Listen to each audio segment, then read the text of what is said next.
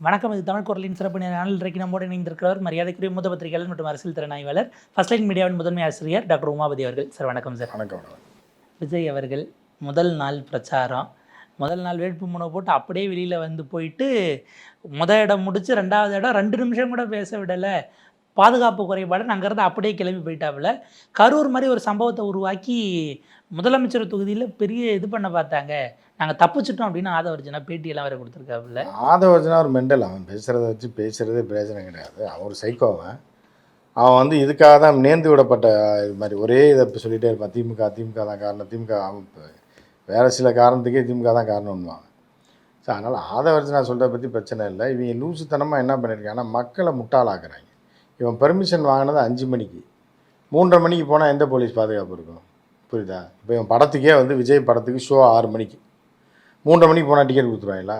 4 மணிக்கு டிக்கெட் கொடுத்துருவாங்களா? இல்லை படம் ஷோ 6 மணினா 7:30 மணிக்கு போனால் டிக்கெட் கொடுப்பாங்களா? டாப்பாயில் அந்த 20 நிமிஷத்துக்கு முன்னாடி தான் மேலேயே விட 10 நிமிஷத்துக்கு முன்னாடி தேட்டரே ஓப்பன் பண்ணுவாங்க. 3 மணி நேரத்துக்கு 2 மணி நேரத்துக்கு முன்னாடி போயிட்டு எனக்கு பெர்மிஷன் தரலன்னா செருப்பால் அடிக்காமல் விட்டாங்களா? அது வரைக்கும் போய் இவங்கள விஜயை சொல்லலை, விஜய் அடிக்க முடியாது, கஷ்டம். சொல்கிறேன், இவங்களை அடிக்காமல் அந்த அளவுக்கு விட்டதே பெரிய விஷயம். போய் இப்போ 2 மணி நேரம் என்ன போலீஸ் என்ன லூஸ்ன்னு நினச்சாங்களே? அரசியல் கட்சி மாதிரி வந்து போலீஸ் அவங்க குற்றம் சாட்டிட்டு இருக்காங்க. எல்லா தலைவர்களும் இருப்பாங்க, எல்லாரும் பிரச்சாரம் பண்ணுவாங்க, எல்லாருக்கும் பாதுகாப்பு கொடுக்கணும், எல்லாருக்கும் ஒரு டைம் ஷெட்யூல் போட்டிருப்பாங்க. தெருமுனை கூட்டத்துக்கு எத்தனாயிரம் போலீஸ் சார்? 100 பேர் தான் நிற்க போகிறதா நீ லெட்டரே கொடுத்துருக்க. அதான் 100 பேர் லெட்ரு ஒன்று கொடுக்குறது. அப்புறம் எங்களை கொல்ல பார்த்தாங்கன்னு இந்த திட்டு பயலுங்க வந்து என்ன பண்ணுறேன்னா அங்கே கலவரத்தை உண்டு பண்ணி சாவை உண்டு பண்ணி அதில் ஆதாயம் தேடி ஓட்டு வாங்குறதுக்கான பிளான் தான் இது. அதுக்கு தான் அந்த ஆதவர்ஜனான்றவன் இருக்கான். அவனை வச்சு தான் இந்த கேமை ஃபுல்லாக ஆடுவாங்க. அவன் தான் வந்து இப்போ இது மாதிரி கவுண்டமணி செந்தில் மாதிரி, விஜய் கவுண்டமணினா ஆதவர்ஜனா செந்தில் மாதிரி. என்னென்ன இது மேண்டில் ஆனேன்னு நம்பி விட்ருவான். அந்த மாதிரி என்னென்ன இது பெர்மிஷன் லெட்டர் ஆனேன்னு கிழிச்சு போட்டுருவான். அந்த மாதிரியான ஒரு லூஸு தான் அவன். ஸோ அதனால் அவனை வச்சு ஏதாச்சும் சொல்லியிருப்பாங்க.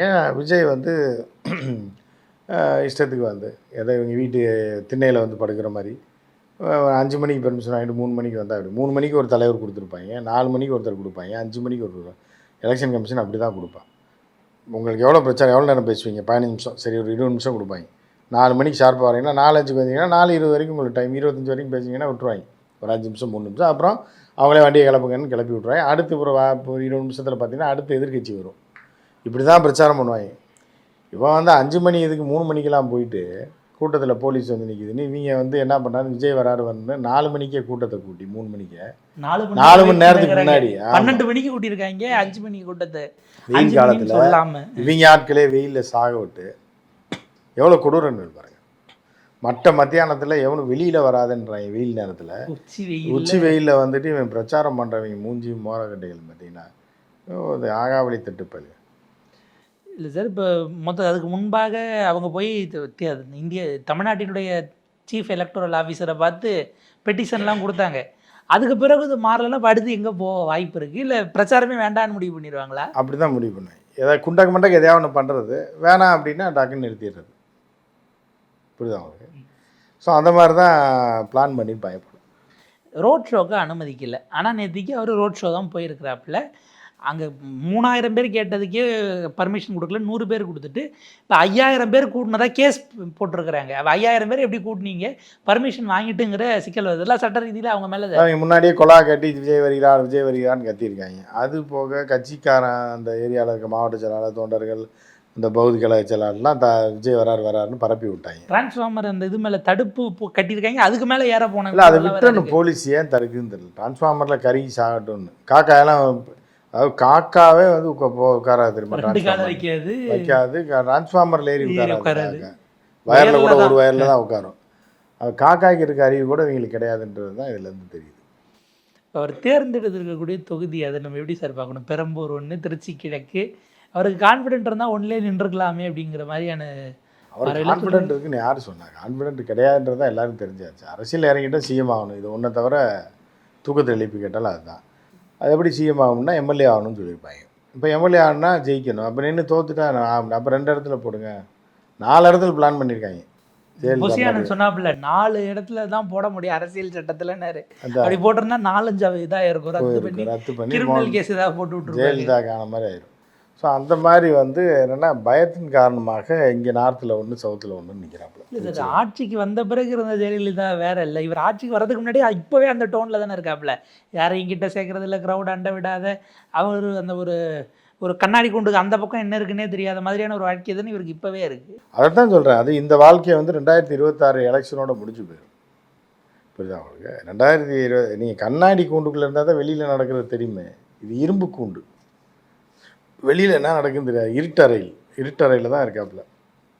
அதில் ஏதாச்சும் இதை வச்சு அவர் மட்டும் அங்கேருந்து இந்த பக்கம் பார்க்க முடியும், இங்கே இருக்கிறவங்க யாரும் அங்கேருந்து பார்க்க முடியாதுன்ற மாதிரி தான் விஜய் வாழ்க்கை போயிட்டுருக்கு. 2026 விஜய் இப்போ அரசியல் ஒரு முடிவுக்கு வரும். அதுக்கு இன்னும் ஒரு மாதம் தானே இருக்குது. 23ஆம் தேதியோட அந்த முடிவு செய்யப்படும். 4ஆம் தேதியோட அது இறுதி செய்யப்படும். இறுதி யாத்திரை.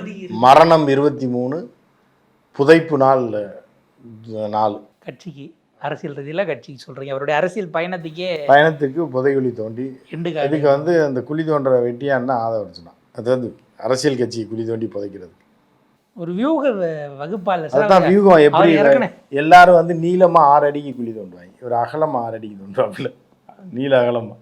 சார் அதுதான் வினோதமான ஒரு பிறவியை.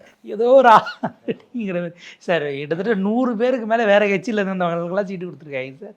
அதுவே ஒரு வியூ. ஆள் வேணும்ல. இப்போ ஆள் கிடைச்சதே பெருசு. 100 பேர் கிடைச்சிக்கான்றதே விஜய் வந்து பெரிய அளவில் பூஜை போட்டுக்கொண்டாரு. ஸோ அப்படி இருக்கும்போது நீங்கள் வந்து ஆள் கிடைச்சதே பெருசு, இதில் எத்தனை பேர் போட்டிருக்காங்கன்றீங்க. ஏன்னா எல்லோரும் என்ன சொன்னாங்க, நல்ல வேலை திமுக அதிமுக ஒரு 2 நாளைக்கு முன்னாடி அறிக்கை கொடுத்துருந்தாங்க. ஒரு மாதத்துக்கு முன்னாடி கொடுத்துருந்தா சீட்டு கிடைக்காதவங்கலாம் வந்து 234 அங்கே சீட்டு ஃபுல்லாக இருக்கு. ஆமாம், அது இந்த சினிமா தேட்டர்லாம் பார்த்தீங்கன்னா நல்லா ஓடுற படத்தோடு சேர்த்து ஒரு 2-3 தேட்டர் இருக்கப்போ டம்மி படத்தையும் போட்டு விட்ருவாங்க. சரி, அந்த காலத்தில் இப்போ தான் ஆன்லைன் புக்கிங்கு போகவே மாட்டாங்க டிக்கெட் எடுக்காமல். அப்போ வந்து மத்தியானம் ஷோக்கு வந்துட்டாங்கன்னா வெயிலில் வந்துட்டோம், சரி இந்த படத்துக்கு போவோம். ஏதோ ஒரு படத்தில் விவேக் உள்ளே போயிட்டு இருடா படையப்பான்னு உள்ளே வந்தால் பாளையத்தம்மன் ஓடிது நூன்ஷோயா அப்படின்ற பகல் காட்சியை தெரியாமல் வந்துட்டோன்ற மாதிரி வந்து தான் விஜய் கட்சி ஓடிட்டு இருக்கு. அந்த மாதிரி தான் ஓடி இருக்கு. இப்போ அங்கே சீட்டு தரலன்னா இங்கே வந்திருப்பாங்க. ஸோ இப்போ உள்ள காலத்தில் ஆன்லைன் புக்கிங் இருக்குனால அந்த மாதிரி வரல. விஜய் கட்சியினுடைய ஆட்கள் வழக்கமாக வேட்பாளர் அறிவித்தாங்க அப்படின்னா திமுக அதிமுக சீட்டு கொடுக்காதவங்க ஏதாவது தலைமையிட்ட முறையிடுறதுக்கு வருவாங்க, கோஷம் போடுவாங்க, இந்த மாதிரிலாம் நடக்கும். வேட்பாளர் அறிவிக்கும் போதே ஹோட்டல் வாசலில் ஒரு குரூப் வந்து போராட்டம் பண்ணுதுன்னா, என்னை ஏன் கூப்பல்ல வேட்பாளரை அறிவிக்கிறதுக்குன்னு கேட்டே போராட்டம்னா இல்லை போராட்டம் இப்போ விலை. எலெக்ஷனுக்குள்ளேயே ஒரு 30% தாவேக்கா தம்பிகள் வந்து விலகிடுவாங்க வெறுத்து போய். இப்போயே ஒரு 10-20% பேக் அடிச்சிட்டாங்க. மனைவி விவகாரத்துலேயும் திரிசா விவகாரத்துலேயும். இப்போ சீட்டு கொடுக்காத விவகாரத்தில் இன்னொரு 10% போயிடுவாங்க. கடைசியில் சப்பையாக போய் எவனும் வேலையை பார்க்க மாட்டான். இந்த எவனாவது ஒரு ரோட்டில் போகிறான் வரவனு காசை வாங்கிட்டு சீட்டை கொடுத்தாங்கன்னா இவனுக்கு எதுக்கு நம்ம வேலை பார்க்கணும் அப்படின்னு சொல்லி அப்படியே ஒதுங்கிடுவாங்க. ஏன்னா அன்னைக்கு காலையில் ஒருத்தர் சேர்றாரு, அடுத்த 2 மணி நேரத்தில் அவர் வேட்பாளர்னு அறிவிக்கிறாங்கன்னா அதில் வேட்பாளர் தர்றேன்னு சொல்லி தான் சேர்த்துருப்பாங்க. முந்தின நாளே பேசி காசை வாங்கிட்டு. ஏன்னா காங்கிரஸ் நிர்வாகி அவர் இவருங்கிறாங்க. அவர் யாருன்னு செய்திக்கு காங்கிரஸ்காரங்களுக்கே தெரியாது யாருன்னு. மாநில நிர்வாகிங்கிறதெல்லாம் இவங்க சேர்ந்த பிறகுதான் நிறைய பேர் இருக்காங்க. காங்கிரஸில் பொதுச் செயலாளரே 10 பேர் இருப்பாங்க. துணைத் தலைவர் 10 பேர் இருப்பாங்க. அது தலைவர் தான் ஒருத்தர். மாநில செயலாளர் ஒரு 10 பேர் இருப்பாங்க. அதெல்லாம் வந்து காங்கிரஸ் கட்சியில் சாகச்சு அதில் ஒரு ஆளாக இருக்கும். அவர் வந்து பார்த்திங்கன்னா ராகுல் காந்தி மனசு விஜய்கிட்ட தான் இங்கே தான் கூட்டணி வைக்கணுங்கிறதா தான் இருந்தது. ஆனால் முடியாமல் போயிடுச்சுன்னா அவராக பேட்டி கொடுத்துட்டு கட்சியில் சேர்ந்தன்னையோட சரி அவரை கொண்டு போய் மு.க. ஸ்டாலின் அவர்களுக்கு எதிராக இருக்காங்க. இறக்கி விட்டு வந்தே இல்லை வந்து நாசமாக போகணும்னு சொல்லி தள்ளிட்டு இருப்பாங்க. இதுதான் எனக்கு. ஸோ சீட்டு தராதுக்கு ஸ்டாலின் எடுத்து நிற்கிறோம் அப்படின்றதில் அவர் நிற்பார். இன்னொரு 25,000-30,000 ஓட்டு வாங்கிட்டு ரைட் ஓகே நன்றி ஸ்டாலின் தானே சீட்டு தரல, அவர் எதுக்கு நின்று இல்லை நான் அப்படின்ற மாதிரி சொல்லிட்டு வீட்டில் போய் படுத்துருவார். ஏன்னா அவர் சொந்த செல்வாக்கு இருக்கான்னு தெரியல, அவர் தொகுதி எதுனே தெரியல, அவரை கொண்டு போய் நீங்களா பார்த்து இறக்கி விடுறது தானே.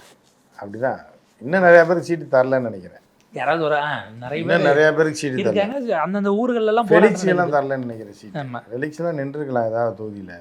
அதுக்கப்புறம் இந்த நம்ம தம்பி இவர் வீரப்பன் முகில் வீரப்பனோட மேலேயோட ஒருத்தர் சுற்றார் வண்டு முருகன் மாதிரி அவருக்கெல்லாம் கொடுக்கல. எங்கேயா நிறுத்திருக்கலாம், நிறுத்தி வெயில் அலைய விட்டுருக்கலாம்.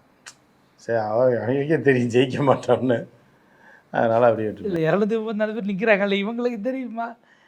இந்த பொண்ணே சொல்லியிருப்பா, பாப்பாவே சொல்லியிருப்பா, டாடி வேணாம் டாடி குடும்பம் நாசமாக போயிடும் டாடி, நீ வெளியில் இருக்கணும் மண்டையை கழுவி சம்பாரிச்சிக்கிட்டு இருக்க அது வேறு விஷயம், ஆனால் நம்ம குடும்பம் நாசமாக போகிறத நான் அனுமதிக்க மாட்டேன் அப்படின்னு இருப்பா. அதனால் நிற்கலை போல. இல்லை ஒரு சிலர்லாம் கான்சியஸாக ஆதரிக்கிறதோட நிப்பாட்டிப்போம். உள்ளே இறங்கணும்னா ஆமாம், நம்ம என்ன குடும்பம் ஆகும்? நாசமாக போயிடல, எவன் குடும்பம் நாசமாக போனால் நமக்கு கவலை இல்லை. ஆனால் நம்ம குடும்பமே நாசமாக போகிறத யாரும் விரும்ப மாட்டாங்க, குடும்பத்தில் இருக்கவங்க விரும்ப மாட்டாங்க. அந்த மாதிரி தான். விஜய்க்கு ஆதரவாக அவர் திருச்சியில் நிற்கிறதுனால திருச்சியில் இருக்க காங்கிரஸை சேர்ந்த ஒரு மூத்த பிரமுகர் பேட்டி கொடுத்துருக்காப்புல. என்னன்னு விஜய் ஏன் திருச்சியில் நிற்கிறாரு தெரியுமா? ஏன்னா விஜய் அடிக்கடி என்ன சொல்கிறாரு, நெஞ்சில் குடியிருக்குங்கிறாரு. நெஞ்சு அதை அப்படியே வைங்க, தமிழ்நாட்டை பூகோள ரீதியாக எடுத்து அதை மட்டும் மேப்பை துண்டா வெட்டினீங்கன்னா அதனுடைய இதயம் எங்கே இருக்கும்? திருச்சியில் இருக்கும். அதான் திருச்சியில் அவர் வந்து நிற்கிறாப்புல. அப்படி யார் அந்த கும்பிட்டு சொன்னது? அது காங்கிரஸ்ல மூத்த முக்கிய தலைவர் புள்ளியா? அவரும் திருச்சிக்காரர். முக்கிய புள்ளி தலைமுறை மாமி அந்த பார்ட்டியா? ஓகே ஓகே, அதுக்கு வேலை இல்லை. இப்போ அதை சுண்ணாம்பு தடவி விட்டாங்க. ஏதோ உள்குத்து வேலையெல்லாம் பார்த்து காங்கிரஸை உடச்சி கிடச்சி எதை பண்ணால் அதை பண்ணணும்னு வேலை பார்த்தாங்க. அந்த ஒரு கும்பல், அந்த கும்பலை பூராத்தையும் அடிச்சு துரத்தி விட்டாங்க. இப்போ எதையா ஒன்று சொல்லணும்ல. இல்லை விஜய்க்கே தெரியாது. விஜய்க்கே தெரியாது அது. அந்த பூகோள ரீதியாக திருச்சியை பிரித்து அது அப்போ நெஞ்சு அங்கே இருக்குது அப்படின்னா இது எங்கே இருக்கு? அதாவது கிட்னி எங்கே இருக்கு, லிவர் எங்கே இருக்கு, அந்த மாதிரி இருக்கு. என்ன பண்ணுறதுன்னு தெரில. எல்லாம் மென்டலாக போயிட்டாங்க. வயசாக ஆக வெயில் வேறு ஜாஸ்தியாக இருக்கா, முழு லூஸ் ஆகி போயிட்டாங்க. அரை லூஸாக இருந்தவங்களாம். அதுதான் ஒன்று சொல்லணுன்றக்காக சொல்லிப்பேன். நேரத்துக்கு நன்றி சார்.